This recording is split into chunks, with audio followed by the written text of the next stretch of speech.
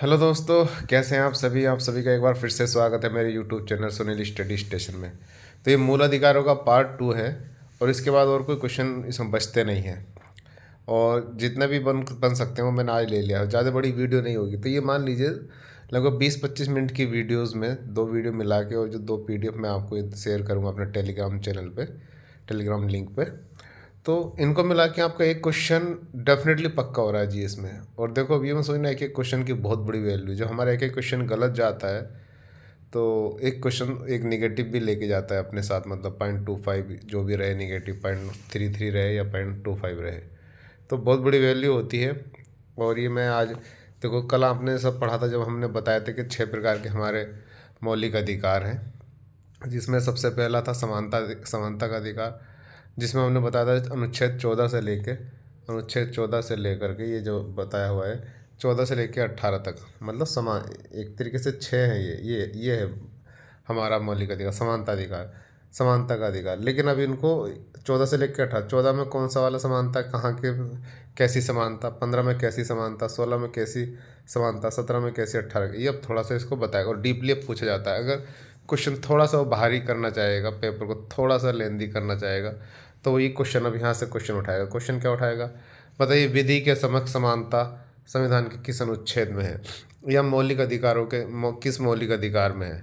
तो विधि के समक्ष का मतलब होता है न्यायालय के समक्ष।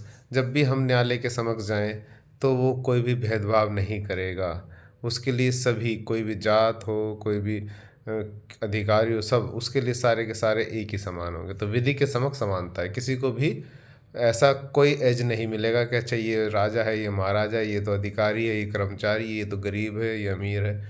वहाँ पे कोई गरीबी अमीरी, कोई अधिकारी कर्मचारी नहीं देखा था, वहाँ पे सब समान होते हैं। तो ये क्वेश्चन इस तरीके से बनता है कि विधि के समक्ष समानता किस अनुच्छेद में है। इसी तरीके से क्वेश्चन ये बनता है कि धर्म, मतलब धर्म के आधार पर, मूल वंश के आधार पर कि हम कहाँ के वंशज, कैसे वंशज हैं, जाति के आधार पर, लिंग के आधार पर, लिंग मतलब महिला पुरुष का कोई भी भेद, या जन्म स्थान के आधार पर कि आपका जन्म तो वहाँ हुआ, ये हुआ, के आधार पर हम कोई भी विभेद नहीं करेंगे। ज़्यादा मैं इनको डीपली नहीं जा रहा हूँ, क्योंकि आपको डीपली जाने से कुछ नहीं मिल रहा है। आपको बस ये ध्यान रखना है कि अनुच्छेद 15 में धर्म, मूल वंश, जाति, लिंग, जन्म स्थान के आधार पर विभेद नहीं करना है। मतलब अगर इसकी समानता पूछे कि इसके आधार पर हमें समानता रखनी है, कोई विभेद नहीं करना है, तो अनुच्छेद 15। ये क्वेश्चन है अलग अलग, ये भी क्वेश्चन।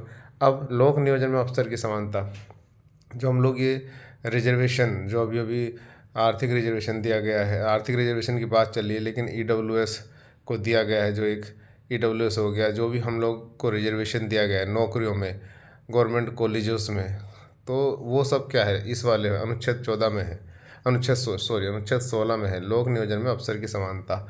अब इसके कुछ अपवाद भी हैं हालांकि, लेकिन फिर भी हम अपवादों पे नहीं जाएंगे। ये अगर आप कहेंगे ये जो रिजर्वेशन है तो ये एक तरीके का अपवाद तो है, लेकिन हमें सामाजिक रूप से सभी को सशक्त करने के लिए, समावेशी विकास में सभी को मुख्य धारा में लाने के लिए इन रिजर्वेशन की आवश्यकता पड़ी है। तो ये अपवाद है, लेकिन ये कहता क्या है अनुच्छेद, कि हमको सबको समान रखना है। मतलब किसी में कोई भेद ना, किसी को कोई रिजर्वेशन नहीं, किसी को कोई स्पेशलिटी नहीं दी जानी चाहिए। लेकिन हमारे देश में कुछ वर्ग, कुछ समूह बहुत लंबे समय से पीड़ित रहे हैं, पिछड़े रहे हैं, इसीलिए उनका विकास करने के लिए, उनको समाज की मुख्य धारा में लाने के लिए ये रिजर्वेशन बहुत ज़रूरी है। चाहे वो SC ST OBC और EWS, ये सभी तरीके के, महिलाओं को भी रिजर्वेशन दिया जा रहा है। तो क्योंकि महिला भी बहुत मुख्य धारा से कटी हुई है, ठीक है। चलिए नेक्स्ट क्वेश्चन बनता है अस्पृश्यता का अंत, छुआछूत। मतलब हम किसी भी व्यक्ति से किसी भी तरीके से अस्पृश्यता नहीं दिखाएंगे। तो सीधा सीधा क्वेश्चन ये बनेगा उपाधियों का अंत। किसी भी, जैसे पहले होता था ना, इनको राजा की उपाधि दे दी, इनको किसी चीज़ की उपाधि, मतलब इस तरीके की अब कोई भी उपाधियाँ नहीं दी जाएंगी। केवल राष्ट्र का प्रमुख, राष्ट्रपति ही किसी को कोई उपाधि, कोई दे प्रदान कर सकता है, लेकिन और कोई किसी भी तरीके की कोई भी किसी को उपाधि नहीं दे सकता है, ठीक है। उपाधियों का अंत। तो आगे दूसरा हमारा जो मूल अधिकार था वो था स्वतंत्रता का अधिकार। स्वतंत्रता अधिकार 19 से लेकर 22 तक था। ये भी इम्पोर्टेंट है। 19 में भी 6 तरीके की स्वतंत्रता दी गई है। सबसे पहली अभिव्यक्ति की स्वतंत्रता, इसको प्रेस की आज़ादी भी कहते हैं। जो हम लोग न्यूज़, अखबार, ये सब देखते हैं, ये क्वेश्चन अलग से आ जाता है कि प्रेस की आज़ादी किस अनुच्छेद में, तो अनुच्छेद 19 में है। अब इसके बाद देखो 6 है, जैसे अभिव्यक्ति। अभिव्यक्ति का मतलब आपको बोलने का अधिकार, आपको अपनी बात रखने का अधिकार। सम्मेलन दूसरा है, कहीं भी हम कोई भी सम्मेलन कर सकते हैं, संघ बनाना, कोई भी आप अपना ग्रुप बनाए, कुछ बनाए, ये सब बनाने की स्वतंत्रता है आपको। देश में आप कहीं भी घूमना, ये घूमना लिख रहा है, देश में आप कहीं भी घूमे फिरे, कोई रोक टोक नहीं। निवास स्थान, कहीं भी निवास करें आप, कोई रोक टोक नहीं। लेकिन अभी तक अनुच्छेद 370 हटने से पहले तक आप जम्मू कश्मीर में निवास नहीं कर सकते थे, ठीक है। लेकिन ये अपवाद है कुछ। और व्यापार, कहीं भी आप कोई भी कार्य, व्यापार मतलब कृषि करें, जो भी आपको काम करना, जीविका कमानी, जीविका के रूप में, वो सब कुछ कर सकते हैं। तो ये भी क्वेश्चन अगर थोड़ा डीपली पूछेगा तो ये पूछ सकता है कि हमें कोई व्यापार या कहीं पर निवास करने का, या हमें कहीं भी घूमने का, या संघ बनाने का, सम्मेलन करने का अधिकार किस अनुच्छेद में, तो अनुच्छेद 19 में है। और ये क्वेश्चन आया हुआ है कि प्रेस की आज़ादी किस संविधान के मतलब संविधान के किस अनुच्छेद में, अनुच्छेद 19 में है।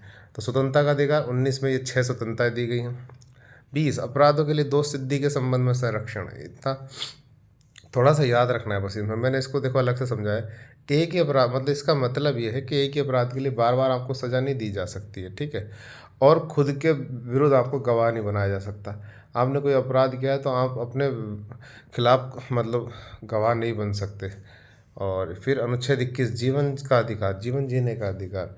और आपने पता होगा, मैंने बताया था जब राष्ट्रीय आपातकाल, कल की वीडियो में बताया, जब राष्ट्रीय आपातकाल अनुच्छेद 352 के तहत लगाया जाता है तो सभी मूल अधिकार हमारे निलंबित हो जाते हैं, केवल अनुच्छेद 20 और अनुच्छेद 21 को छोड़कर। तो 21 क्या है? जीवन जीने का अधिकार। आपको जीवन जीने के अधिकार को निलंबित नहीं किया जा सकता। इसी तरह अनुच्छेद 21 के में ये भी क्वेश्चन आया, अनुच्छेद 21 के में मौलिक शिक्षा का अधिकार, जो 86वें संविधान संशोधन 2002 द्वारा, ये भी क्वेश्चन अलग से बनता है कि शिक्षा का अधिकार मौलिक अधिकार बना कब? 86वें संविधान संशोधन द्वारा। कौन सा संविधान संशोधन द्वारा? 86वें संविधान संशोधन 2002 द्वारा। इसी के तहत इनको नीति निर्देशक तत्वों में से शामिल किया गया है, ठीक है। 22वां, कुछ दशाओं में गिरफ्तारी से संरक्षण, मतलब कुछ ऐसी कंडीशन भी होंगी जिसमें आपको गिरफ्तार नहीं किया जा सकता। अभी फ़िलहाल आप इतना ही याद रख लीजिए। तो ये भी अलग अलग क्वेश्चन आ जाते हैं। ये क्वेश्चन आया हुआ है, अनुच्छेद 21 के वाला आया हुआ है, जीवन जीने का अधिकार आया हुआ है, ठीक है। अभिव्यक्ति स्वतंत्रता वाला आया ही हुआ है क्वेश्चन। शोषण के विरुद्ध अधिकार, तीसरा हमारा था शोषण के विरुद्ध। ये क्वेश्चन अभी मैं आपको दिखाऊंगा लास्ट में। ये यूपी पुलिस में 2 बार ये क्वेश्चन इससे पूछा गया है। शोषण के विरुद्ध का मतलब 14 वर्ष से कम बाल, ये अनुच्छेद 23 मानव के दुर्व्यापार और बलात्श्रम, मतलब मानव तस्करी नहीं की जाएगी, नहीं की जानी चाहिए। और 14 वर्ष से कम बच्चों को, जो भी 14 वर्ष से कम उम्र के बच्चे, उनको किसी भी कारखाने या ऐसे कहीं भी जो बहुत ही खतरनाक जगह, वहाँ पे आप कार्य के लिए नहीं लगाया जा सकता। हालांकि घरों में हम करा सकते हैं, वो सहयोग होता है, लेकिन ऐसी जगह कहीं पर भी उनको कार्य नहीं कराया जा सकता। शोषण के विरुद्ध है। तो ये क्वेश्चन देखो पूछा गया है, बताता हूँ, यूपी पुलिस में आया हुआ, ये लास्ट में देख लीजिए चाहे। 2 क्वेश्चन अलग अलग तरीके से, एक ही क्वेश्चन आंसर एक है। देखो, भारतीय संविधान के निम्नलिखित मौलिक अधिकार में कौन सा 14 वर्ष से कम उम्र के बच्चों को रोजगार पर प्रतिबंध लगाता है? कौन सा है? शोषण के विरुद्ध अधिकार, यही तो है ना, 14 वर्ष से कम उम्र के बच्चे। एक फिर अगला क्वेश्चन, ये भी दूसरे सेट में आया हुआ क्वेश्चन है, मानव तस्करी और जबरन श्रम। पहले वाला मैंने बताया ना, अनुच्छेद 23 मानव तस्करी और जबरन श्रम, बलात्श्रम का मतलब होता है जबरन श्रम। उल्लेख भारतीय संविधान के मौलिक अधिकारों की किस श्रेणी में आता है? ये भी किस में आता है? शोषण के विरुद्ध अधिकार में। देखो,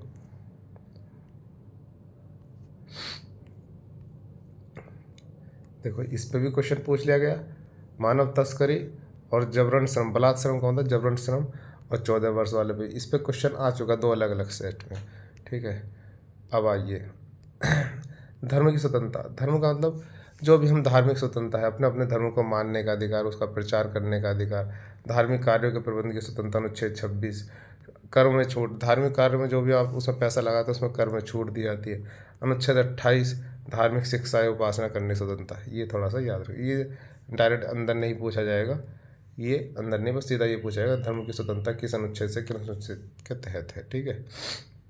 संस्कृति एवं शिक्षा संबंधी अधिकार, ये भी अनुच्छेद 29 और 30 हैं। भाषा, लिपि, अल्पसंख्यक वर्गों की संस्कृति का संरक्षण। और अनुच्छेद 30 क्या है? शैक्षणिक संस्थानों की स्थापना और प्रशासन का अल्पसंख्यकों का अधिकार, मतलब अल्पसंख्यक जितने भी हैं उनकी जो भी संस्कृति, उनकी जो भाषा है, उनकी जो लिपि है, उसके संरक्षण का अधिकार अनुच्छेद 29 और 30 के तहत हम कर सकते हैं, उनसे संबंधित शैक्षणिक संस्थानों का हम मान्यता हमको प्रदान करनी पड़ेगी। ठीक है, चलिए। तो और इसके बाद छठा था हमारा संवैधानिक उपचारों का अधिकार। वो मैंने लिखा नहीं है क्योंकि वो कल की वीडियो में ये वो है अनुच्छेद 32, वो मैंने एक क्वेश्चन के रूप में लिख दिया है। देखिए ये क्वेश्चन है आया हुआ है, डॉक्टर भीमराव अम्बेडकर ने संविधान की आत्मा किसे कहा।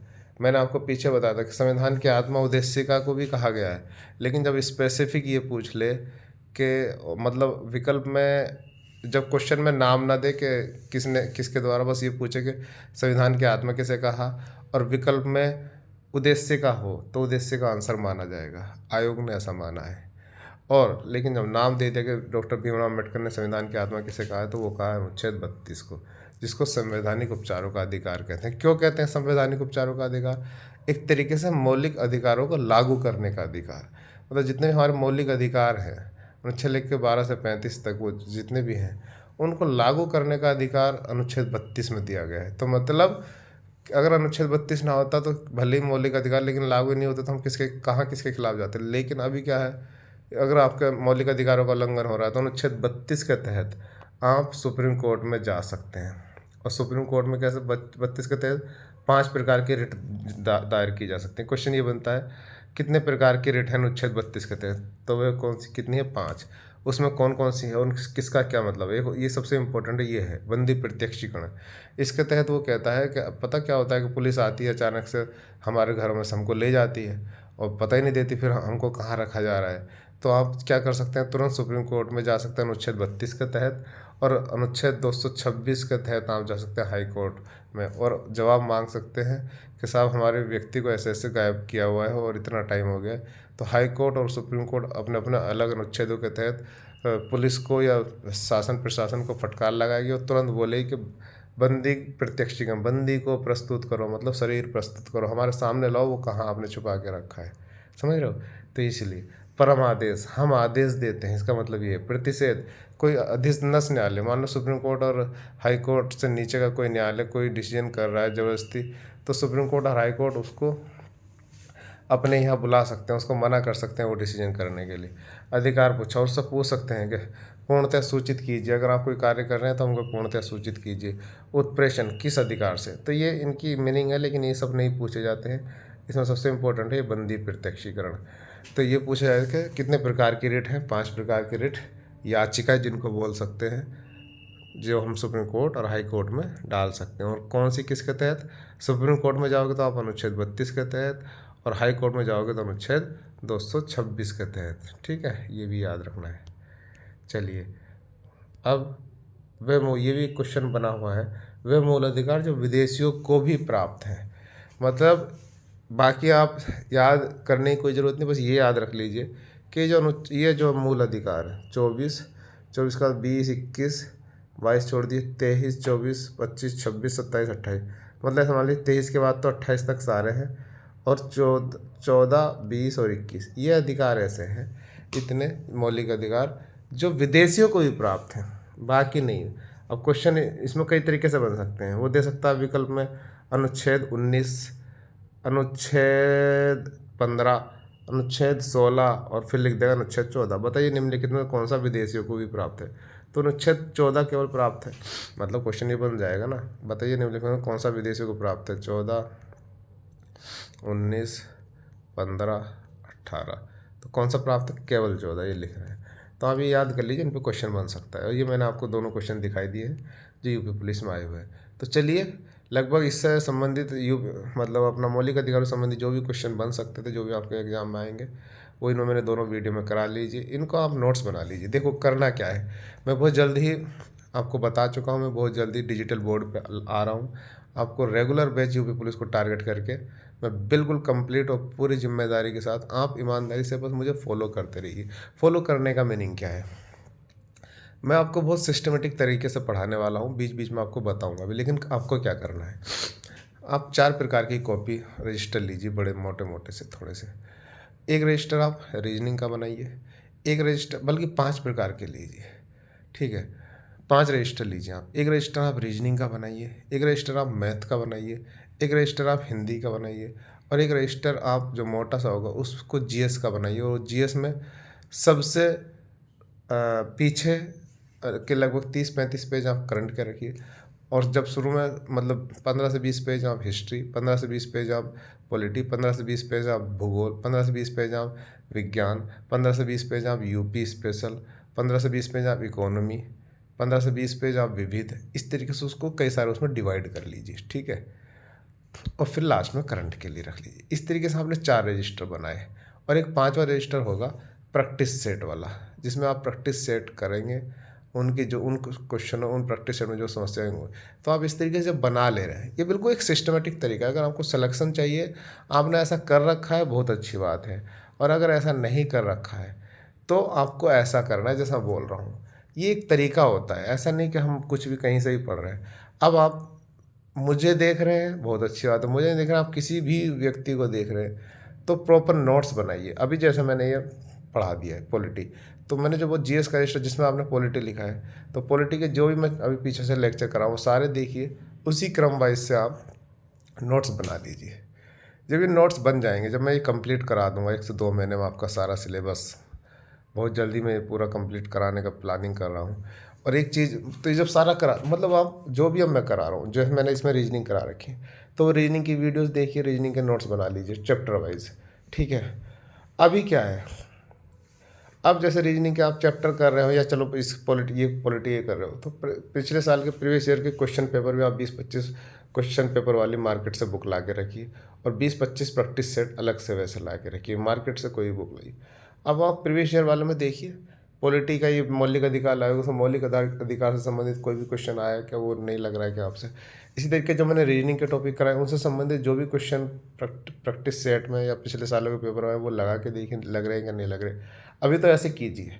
और जैसे ही मैं कोई चैप्टर करा रहा हूँ, या मैं कुछ आपको, जैसे सपोज करो मैंने ब्लड रिलेशन नहीं कराया, ब्लड रिलेशन समाप्त कराने के बाद मैं आपको जो भी 10-20 क्वेश्चन प्रैक्टिस के लिए दे दूँ, अभी दिए नहीं, उसमें दूंगा मैं आपको, तो वो आपको लगाने हैं। और बाकी आप क्वेश्चन पेपर देखिए, प्रैक्टिस सेट ऑफ पिछले सालों के पेपर, उसमें ब्लड रिलेशन का सवाल मेरा पढ़ाने के बाद, वो जो नोट्स बनाए उस नोट्स को पढ़ने के समझने के बाद आप लगा के देखिए क्वेश्चन लग रहा है कि नहीं लग रहा है। नहीं लग रहा है, दिक्कत आ रही, तो फिर से एक बार नोट्स देखिए, तब भी नहीं लग रहा, तो आप मुझसे बताइए। हो सकता है कहीं ना कहीं आपके जो मतलब कहना चाहिए, आपके जो नोट्स है उसमें कोई समस्या है, आपको समझने में कोई समस्या आ रही है, तो मैं समझाऊंगा दोबारा। एक तरीका है। और इस अगर आप इस तरीके से करेंगे ना, तो आपको मुश्किल से 4-5 घंटा देना पड़ेगा डेली।